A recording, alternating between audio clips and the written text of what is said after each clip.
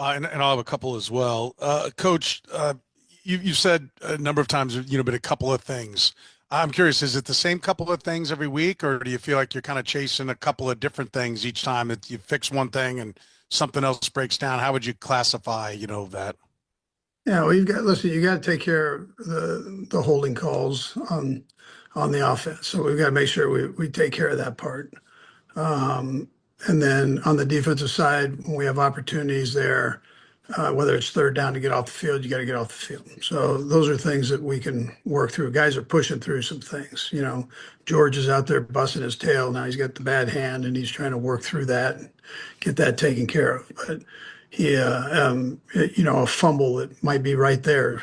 Well, make sure you're following the play, get on the play, or an interception that goes through your hands. Make sure we squeeze the ball. So those are things we can take care of. Those are things that we control and we take care of. So I think we can pinpoint the things that are going on and work on them and fix them.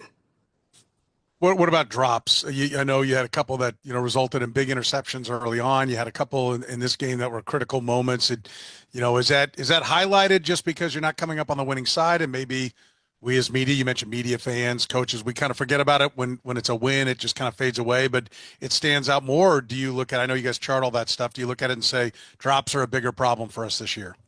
Yeah, well, we had the one at the end. I mean, there was one at the end, and Rashid normally doesn't drop a football, so that's not his deal.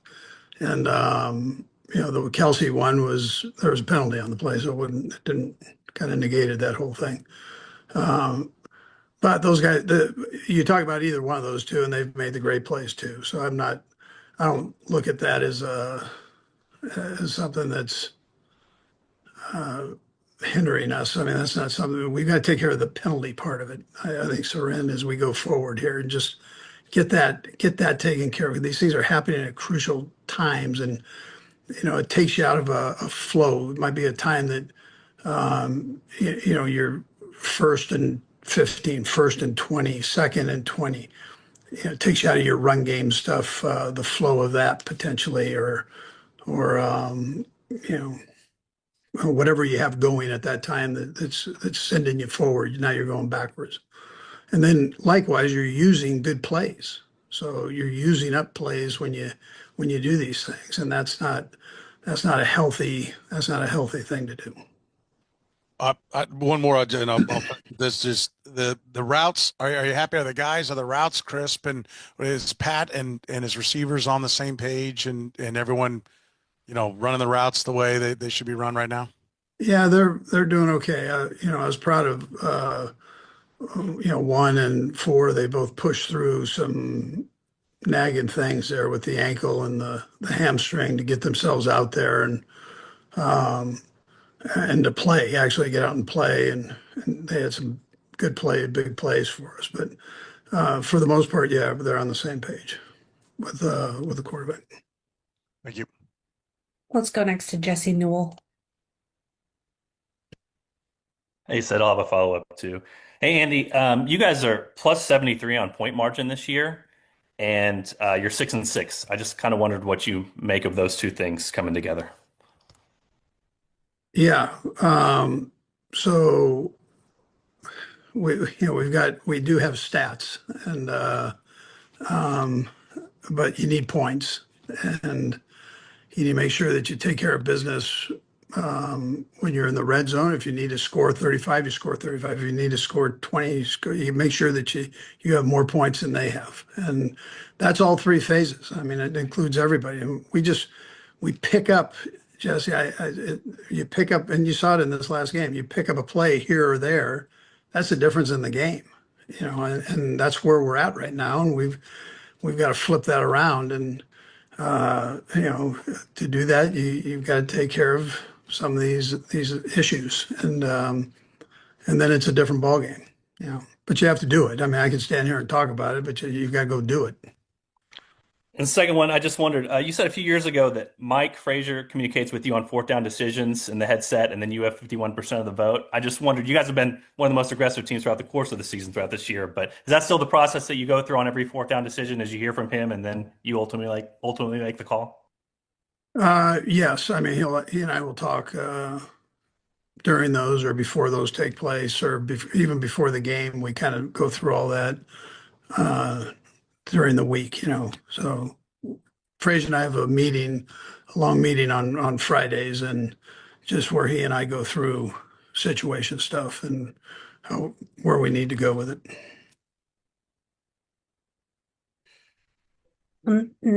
Sorry, let's go next to Vahe. Oh, sorry, Vahe. Try now. Sorry about that. You mentioned that about, maybe not agreeing with X amount of penalties, and without asking you to be critical of the officiating, what do you see as the remedies when you feel that way? I know you have to just concentrate on what you can control, but how do you try to address that either with the team or the league when you feel that way? Yeah, so from a team standpoint, I just say we got to keep working on fundamentals and make sure we're staying sound on those. As far as the league goes, they give you an opportunity to express yourself. So, that's what we do. And then, right or wrong, you hope either we can learn from it or they can learn from it and see where we're at. So we can continue to coach the guys in the right direction. Have you felt like you can understand the flow of that through this season? I know there's been some ups and downs with what you've probably tried to communicate and what's happened.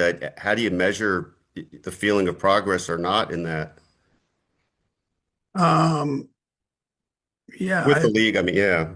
yeah. So you're never going to agree with everything. I mean, you're not going to do that. So you try to express yourself and then you move on. I mean, there's nothing you can do. There's never been a call that by me griping that gets changed. I mean, that doesn't. But you just hope that between the two parties, you come together and you can figure out what it is, like from a coaching standpoint, what I can tell my guys, and then two, maybe it can help an official. So I mean that's I found over the years that's probably the best way and the only way to get it done. Thanks, Andy. Let's go next to Matt Derrick. We got two left. Go ahead, Matt. Hey, Coach. Kind of piggybacking a little bit on what Jesse was talking about as far as the point differential. You look at the drive statistics, your offense is number one in the league in a lot of categories, number two in scoring. The defense is top 10 in a lot of these categories. How do you reconcile that? How do you sit back and look at this and say, how does this team end up being 6-6? Yeah, Matt. I mean, it's like, I'm telling you, it's a few plays there. That's what it is. And penalties are killers. And you want to create turnovers on on the defensive side. And when you have opportunities to do that, you've got to capitalize on them.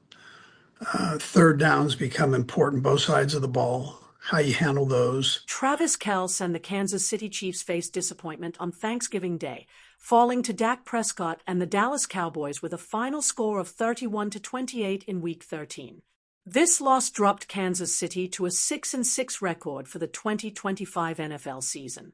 Kelce put together a respectable performance in Arlington, hauling in 5 receptions for 45 yards and scoring a 2-yard touchdown pass from Patrick Mahomes. Through the first 12 games of his 13th professional season, the tight end has remained Mahomes' go-to receiver, accumulating 59 catches for 719 yards and 5 touchdowns. What makes his current campaign even more remarkable is that the former Cincinnati Bearcats star is tracking to exceed his 2024 production numbers. Last season, he finished with 97 receptions for 823 yards and 3 scores. Despite Kansas City's recent struggles, Kelce continues to be one of the most recognizable players in professional football. His 3 Super Bowl championships in 5 appearances and his relationship with Taylor Swift have certainly elevated his profile. However, the league unveiled its preliminary fan voting results for the 2026 Pro Bowl games on Monday, and the numbers revealed something unexpected. Fan votes represent 1/3 of the total selection process, with coaches and players making up the remaining portions. Kelce ranked only 3rd among tight ends in the early fan voting. The two tight ends currently ahead of him are Arizona Cardinals standout Trey McBride and Indianapolis Colts rookie Tyler Warren. This placement is particularly interesting considering that despite posting superior statistics in 2025, Kelce actually led all tight ends in Pro Bowl fan voting last year. He finished ahead of Las Vegas Raiders player Brock Bowers in that category. Patriots quarterback Drake May is currently leading the early 2026 Pro Bowl games voting on the official NFL website and team platforms. NFL Network reporter Tom Pelissero shared the update on social media, explaining that fan voting opened on Thursday, November 27th, and will continue through Monday, December 15th. He posted the top 10 vote recipients by position as of 11 o'clock in the morning Eastern Time. If you're enjoying these updates about the NFL season and want to stay informed about all the latest league developments, make sure to hit that subscribe button so you never miss an important story. Head coach Andy Reid and his Kansas City squad now stand at 6-6 as the 2025 regular season approaches its conclusion. They are coming off that 31-28 Thanksgiving defeat to Dak Prescott's Cowboys in Week 13. Patrick Mahomes will now attempt to steer his team back into playoff contention, starting with a Week 14 contest against the Houston Texans. Despite the disappointing result, Mahomes delivered a solid individual performance, throwing for 261 yards and 4 touchdowns. He accomplished this without Pro Bowl right guard Trey Smith, who missed the game due to an ankle injury. Unfortunately, the Kansas City signal caller lost another crucial piece of his offensive line during the Dallas matchup. Rookie left tackle Josh Simmons exited the game during the third quarter. While official confirmation is still pending, NFL Network insider Ian Rappaport reported that Simmons suffered both a dislocated and fractured right wrist. He departed the stadium wearing a cast on his arm. The rookie is currently seeking a second medical opinion before the Chiefs make a decision about placing him on injured reserve, which would sideline him for the next 4 games. In response to the injury concerns surrounding Simmons, Kansas City has brought in several free agents for workout sessions, including 5 offensive tackles. The group features Nicholas Pettifer, Zachary Thomas, Dante Smith, Zach Banner, and Matt Waletzko. Among these 5 candidates, Thomas and Banner bring the most professional experience, with each having participated in more than 30 games and started multiple contests. Before we wrap up, be sure to subscribe if you want to catch all the breaking news and analysis throughout the rest of this season. The Chiefs also decided to evaluate 3 wide receivers during these tryouts, including Waken Davis, Eric Ezekama, and Jaquan Jackson. These names appeared on the official NFL transactions list. According to Jesse Newell from The Athletic, Kansas City rarely conducts player tryouts during the regular season. Today they held several workouts, bringing in wide receivers, returners, and tackles to assess their depth options moving forward.